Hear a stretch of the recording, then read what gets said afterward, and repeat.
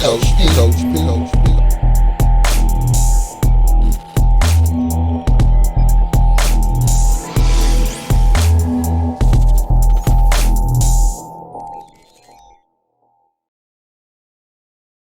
You started off by saying that environment and one of the areas at work is toxic and the other is not.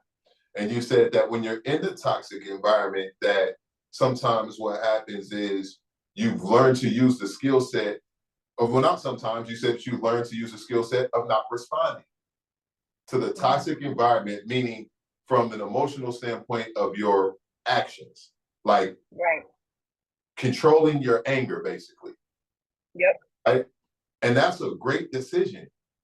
However, you could apply that same energy to your nutrition, your response to your nutrition. Like when something is triggered in your nutrition, you can take that same discipline that you apply to people and being the most mentally strong person in the room and not allowing them to dictate what your next move or your next energy output is going to be.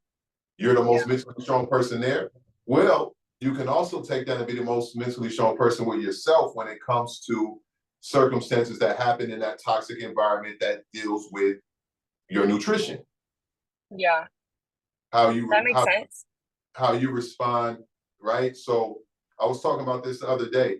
When we master a skill set, the ironic thing, the crazy thing is that we can actually train ourselves to apply it in other arenas.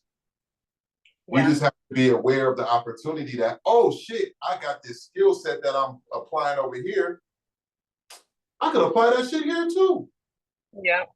Yeah. Right? I didn't even see it that way. Right. So you have the skill set that you mentioned that you're utilizing. And because of how you dealt with people in the past was like the biggest thing for you, was one of those big things for you, especially in your work environment. You had to learn how to even drink water because of people. You have to learn how to navigate just in and out of the building because of people and relationships. And that's something that you've done and you carried that with you as a skill set.